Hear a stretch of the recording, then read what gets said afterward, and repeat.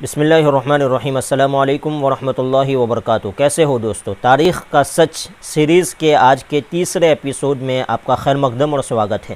آج ہم اس موضوع پر بات کریں گے کہ حضرت ٹیپو سلطان شہید رحمۃ اللہ علیہ نے اپنے دور حکومت میں انسانیت کے لیے کیا کیا اہم کارنامے انجام دیے تھے۔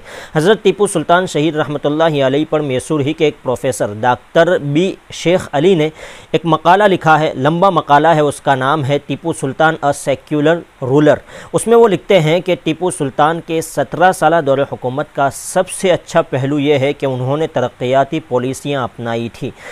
ٹیپو سلطان نے تجارت، صنعت، دستکاری کی ترقی میں بے پناہ دلچسپی لی تھی۔ انہوں نے نظام حکومت کو چاق و چوبند بنا دیا تھا۔ نیوی، بحریہ، راکٹ سسٹم، تجارت اور صنعت کے سرکاری کنٹرول کا انہوں نے نظم کیا تھا۔ انہوں نے کاغذ، شکر، کتلڑی، شیشہ، بندوق اور اسلحے کی فیکٹریاں قائم کروائی تھی۔ ٹیپو سلطان نے مختلف مقامات سے دستکاروں کو بلوایا اور کام پر لگوایا تھا۔ ضرورت مند کسانوں کو قرضے دیے جاتے تھے اور بنجر زمینوں کو آباد کرنے کا اور زراعت کرنے کا پروگرام مستقل طور پر بنایا گیا تھا۔ انہوں نے زمینداری کے نظام کو ختم کر دیا تھا، اس پر کنٹرول کر لیا تھا۔ کسانوں کو اپنی پیداوار میں سے 1/4 پیداوار اور ٹیکس کے طور پر دینے کا حکم دیا گیا تھا۔ اگر کسی وجہ سے فصلیں خراب ہو جاتی تو اس ٹیکس کو معاف بھی کر دیا جاتا تھا۔ انہوں نے سزا یافتہ قیدیوں کو شجرکاری کر کے سزا معاف کروانے کا قانون بھی بنایا تھا۔ ٹیپو سلطان شہید رحمۃ اللہ علیہ کے سلطنت خداداد میں بدعنوان سرکاری حکام، کرپٹڈ حکام کو اور شرپسند عناصر کو سخت سے سخت سزائیں دی جاتی تھی۔ ٹیپو سلطان شہید رحمۃ اللہ علیہ نے سماجی برائیوں مثلا شراب نوشی، جاگیردارانہ نظام، لاوارث بچوں کی خرید و فروخت، ان سارے معاملات سے سختی کے ساتھ نمٹنے کی تاکید کی تھی۔ ان کی اصلاحات کا دائرہ کیلنڈر کا تعارف، ناپ اور تول کی میزان کو جاری کرنا، بینک اور مالیہ کی فراہمی، افواج اور بحریہ، نیوی کی تنظیم اور عدلیہ کے قیام تک محیط تھا۔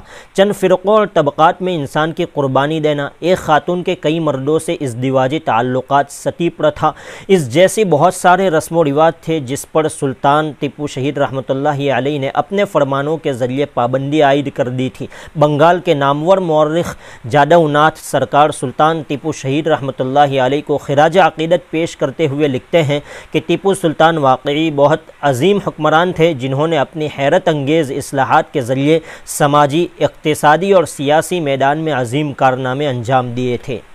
ٹیپو سلطان شہید رحمۃ اللہ علیہ کو بعض غیر جانبدار انگریز مورخین نے بھی ان کی جدت پسندی، غیر معمولی انتظامی صلاحیت اور ترقیاتی کاموں کی وجہ سے سنہرے الفاظ میں خراج عقیدت پیش کیا ہے۔ ان میں سے ایڈورڈ مور کے لکھے ہوئے الفاظ ہماری دلچسپی کا باعث ہے، اس وجہ سے کہ یہی ایڈورڈ مور ٹیپو سلطان کی فوج کے ساتھ میسور کی ریاست میں جنگ کرنے کے لیے بمبئی سے برطانوی فوج کی قیادت کرتے ہوئے کمان سنبھالے ہوئے میسور میں داخل ہوا تھا۔ جب وہ میسور میں داخل ہوا، اس نے جو کچھ وہاں دیکھا اپنے سفر نامے میں اس کا تذکرہ کیا تھا۔ وہ لکھتا ہے کہ جب ایک شخص ایک اجنبی سرزمین میں سفر کر رہا ہو جہاں وہ وہاں کی زمینوں کو سینچا ہوا اور لہلہاتی فصلوں سے بھرا ہوا پاتا ہے، لوگوں کو محنتی اور مختلف پیشوں میں مصروف دیکھتا ہے، نئے شہروں کو ابھرتے ہوئے اور تجارت کو زوروں پر چلتے محسوس کرتا ہے اور انسانی چہروں کو خوش پاتا ہے، تو اس احساس سے عاری نہیں رہ سکتا کہ یہ عوام کسی ایک ایسی حکومت اور نظم و نسق کے زیر سایہ زندگی گزار رہے ہیں جو ان کے دل و دماغ پر اپنا قابو بٹھائے ہوئے ہیں۔ یہ وہ منظر ہے جو ہمیں ٹیپو سلطان کی ریاست میں نظر آیا اور یہ ہمارا اس کے حکمرانی کے متعلق احساس ہے۔ یہ ایڈورڈ مور کے الفاظ ہیں جو ٹیپو سلطان کی فوج سے جنگ کے لیے میسور آیا تھا۔ تو دوستو، یہ تھے ٹیپو سلطان شہید رحمۃ اللہ علیہ کے دور حکومت کے احوال، یہ تھے ان کے عظیم کارنامے۔ اگر آپ یہ جاننا چاہتے ہیں کہ ٹیپو سلطان شہید رحمۃ اللہ علیہ نے ہندوؤں کے ساتھ اور ان کے مندروں کے ساتھ کیا معاملات کیے، تو آپ تاریخ کا سچ سیریز کے پہلے اور دوسرے ایپیسوڈ کو دیکھ سکتے ہیں، جس کے لنک ڈسکرپشن میں نیچے موجود ہے۔ السلام علیکم ورحمۃ اللہ وبرکاتہ۔